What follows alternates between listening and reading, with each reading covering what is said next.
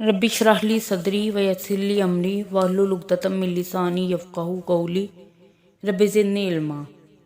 Today our topic is critical region.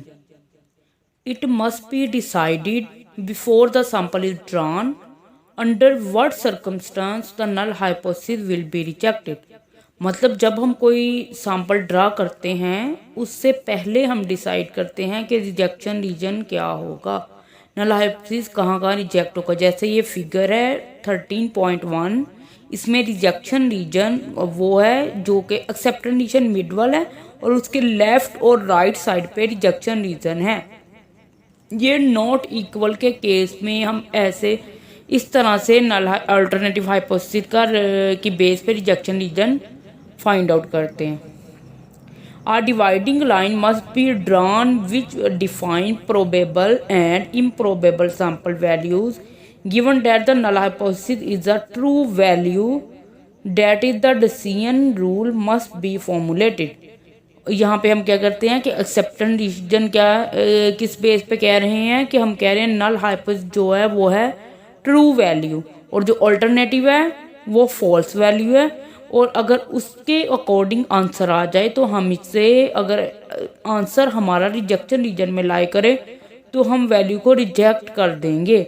For example suppose the null hypothesis in that the average age of a first year college student is 17 year, thus is null hypothesis equal to mu equal to 17. It may for example be decided to reject H naught if the sample mean is less than the 15 year or greater than the 19 year. मतलब एक हमारे पास हम एक null hypothesis लेते हैं जिसके according mu की value 17 है। अब इसका ऑल्टरनेटिव होगा म्यू इज ग्रेटर देन 17 और लेस देन, मतलब म्यू इक्वल टू 17, ऑल्टरनेटिव है mu is not equal to 17। और अगर अब इसकी वैल्यू 15 या 19 आएगी तो तब इसे हम रिजेक्शन रीजन में वो लाई करेगा, मतलब 17 पर ये एक्सेप्टेंस रीजन में आएगा और अगर उससे ग्रेटर या लेस वैल्यू होगी तो ये रिजेक्शन रीजन में लाई करेगा। These value 15 and 19 are the critical value of the sample statistics and the area of sampling distribution to the right of mu equal to 19 and the left of x equal to 15. अब हमने क्या किया, ये critical value हैं जो हमने 15 और 19 का है, ये दोनों वैल्यू क्रिटिकल हैं। और अगर हमारा म्यू फॉर एग्जांपल हमारा म्यू आ जाता है सैंपल का 19 और अगर 19 से ग्रेटर आ जाए, 19 या उससे ग्रेटर आ जाए तो हम इसे रिजेक्ट कर देंगे। अगर 15 या उससे लेस आ जाए तब भी हम रिजेक्ट कर देंगे। The area of the distribution between X bar 15 and X bar 19 is then called the acceptance region. मतलब 15 और 19 के मिड में अगर कोई आंसर आएगा तो हम उसे एक्सेप्टेंस रीजन कहेंगे, एक्सेप्ट कर लेंगे एच नोट को।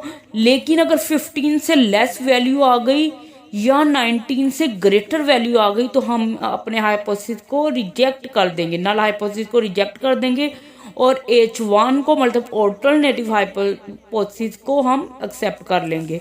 The shaded area in figure 13.1 जो 13.1 फिगर है इज द रिजेक्शन रीजन, वो रिजेक्शन रीजन को शो कर रही है। The corresponding to a pre-dimensional a level in significance alpha. If the sample static fall within the rejection region, the null hypothesis will be rejected. वही बात, अगर rejection reason में value लाई कर गई तो हम उसे रिजेक्ट कर देंगे। लेकिन अगर यहाँ पे म्यू इक्वल टू 17 है, 15 और 19 के मिड में कोई वैल्यू आ गई तो एक्सेप्ट कर लेंगे। अगर 15 से लेस आ गई या 19 से ग्रेटर आ गई तो हम रिजेक्ट कर देंगे क्योंकि वो रिजेक्शन एरिया है। Okay, then our topic is one tailed and two tailed test. One tail और टू टेल टेस्ट में क्या डिफरेंस है वो हम स्टडी करेंगे। The alternative hypothesis usually assume one of the three form. Commonly हम क्या यूज करते हैं, या तो लेस देन केस होता है या ग्रेटर देन केस या नॉट इक्वल केस। यहाँ पे है अगर लेस देन, अगर हमारा मैं वैसे पहले एक्सप्लेन कर देती हूँ कि नल हाइपोथेसिस अगर हमारा mu equal to some value है और ऑल्टरनेटिव है इज नॉट इक्वल टू, तो ये टू टेल टेस्ट होगा। लेकिन अगर हमारा नल हाइपोथेसिस है mu equal to some value और ऑल्टरनेटिव है ग्रेटर देन, तो ये वन टेल होगा। और थर्ड केस में mu equal to some value and mu is less than that value, तो वो भी क्या होगा, वन टेल। मतलब लेस देन और ग्रेटर देन, अगर लेस देन अकेला ऑल्टरनेटिव में आए या ग्रेटर देन अकेला, तो वो क्या है, वन टेल। लेकिन अगर हम नॉट इक्वल का केस हो तो उसका मतलब है लेस देन भी वैल्यू हो सकती है, ग्रेटर देन भी, वो टू टेल टेस्ट है। The alternative hypothesis usually assume one of the three form less than, greater than or not equal to. For example, if the null hypothesis mu is equal to mu naught, the alternative hypothesis h1 could be mu is less than mu naught, mu is greater than mu naught, or mu is not equal to mu naught। कि mu equal to mu naught, ये एक है null hypothesis. इसके alternative तीनों form हो सकती हैं, या ग्रेटर देन या लेस देन या not equal case. When the alternative hypothesis is formulated as less than, we obviously do not mind if the mean of the population is actually above the figure stated by the null hypothesis.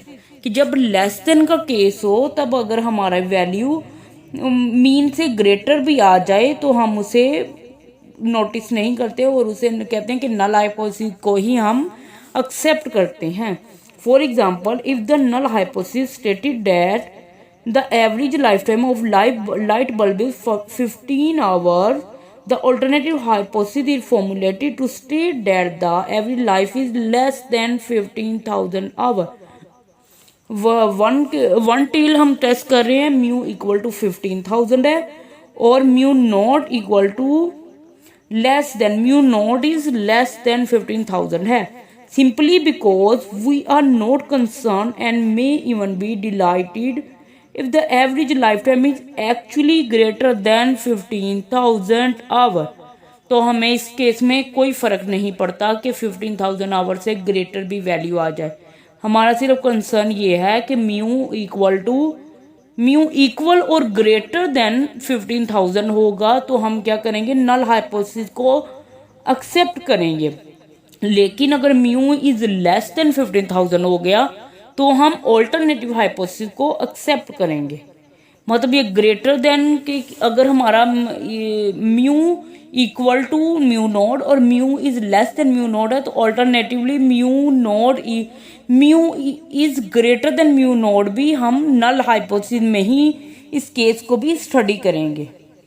We do not mind if the mean of the population is actually below the figure stated by the null hypothesis. For example, if the null hypothesis stated that the average nicotine content of a particular brand of cigarette is 18 milligram, the alternative hypothesis is formulated to state that the average nicotine content is greater than 18 milligram because we are not concerned and may even be happy if the average nicotine content is less than 18 mg। वही case है अगर हमारे पास mu हो, mu equal to mu naught हो और alternative hypothesis में mu is greater than mu naught हो, तो अगर म्यू नोड, ये देखिए इस केस में म्यू इक्वल टू 18 हम ले रहे हैं और ऑल्टरनेटिव में म्यू नोड ग्रेटर देन 18 ले रहे हैं, लेकिन अगर म्यू नोड लेस देन 18 आए तो वो भी नल हाइपोथेसिस में जाएगा, फिर भी हम नल हाइपोथेसिस को ही एक्सेप्ट करेंगे। When the null hypothesis is tested against an alternative hypothesis of a greater than और a less than type, the critical region is located on one end as shown in figure 13.2a and 13.2b and the test is called the one tail or one tail test। ये दो figures हैं, इनमें हम देख सकते हैं कि जब हम वन टेल टेस्ट को करें तो क्रिटिकल रीजन सिर्फ वन टेल पे होता है, और यहाँ पे जो है कि जब हम लेस ग्रेटर देन केस कर रहे होंगे तो लेस देन में क्रिटिकल रीजन है, बाकी सारा ग्रेटर देन एक्सेप्टेंट रीजन है। और जो फिगर 13.2 है उसमें क्या है, क्रिटिकल रीजन राइट साइड पे है और बाकी सारा क्या है, बाकी सारा एक्सेप्टेंट रीजन है। इसका मतलब ये है कि क्रिटिकल रीजन में अगर वैल्यू लाई करेगी तो हम उसे कहेंगे कि ये अगर ग्रेटर देन का केस है, ग्रेटर देन केस में क्रिटिकल रीजन से ग्रेटर जो भी वैल्यू है वो उसे हम एक्सेप्ट करेंगे, लेकिन अगर उससे लेस होगी तो हम उसे रिजेक्ट करेंगे। और जो है 13.2 फिगर उसमें है कि अगर हमारी वैल्यू क्रिटिकल रीजन में लाई करेगी तो हम उसे रिजेक्ट करेंगे, एक्सेप्ट करेंगे। अदरवाइज अगर उससे ग्रेटर वैल्यू हो, लेस देन केस में अगर ग्रेटर वैल्यू हो तो हम उसे रिजेक्ट कर देंगे। In contrast to the one tail test problem, there are some problem in which the null hypothesis is rejected whenever the sample data strongly suggests that the population mean is greater than or less than the value assumed by the null hypothesis. For example, if the null hypothesis states that the average diameter of a ball bearing is 15 centimeters, the alternative hypothesis is formulated to state that the average diameter not equal to 15 centimeters. The load of ball bearing is discarded whenever the average diameter deviation from the 5 centimeters specified. If the null hypothesis is rejected whenever sample evidence indicate that the population mean is overstated or understated, then the null hypothesis, the critical value will be loaded at both ends. In such a case, the test is called a two-sided or two-tailed test. In a two-tailed test problem, the null hypothesis which state that the mean of the population is equal to the given value is stated in tested against the alternative hypothesis that the mean is not equal to the value. वो यह है कि जब हम one tail test करते हैं तो वो वैल्यू उससे बहुत ग्रेटर या लेस हो फिर भी हम उसे एक्सेप्ट कर लेते हैं। इस केस को, इस प्रॉब्लम को सोल्व करने के लिए हमने टू टेल टेस्ट को प्रेफर करते हैं। टू टेल टेस्ट में क्या है कि जो वैल्यू है उसके इक्वल वैल्यू अगर आएगी, नल हाइपोथेसिस के इक्वल वैल्यू आएगी, देन हम एक्सेप्ट करेंगे। लेकिन अगर उससे लेस वैल्यू आ जाए या क्रिटिकल वैल्यू से लेस वैल्यू आ जाए या उससे ग्रेटर वैल्यू आ जाए तो उस रीजन में जो भी वैल्यू लाई करेगी तो उसे हम रिजेक्ट कर देंगे। Okay, thank you so much.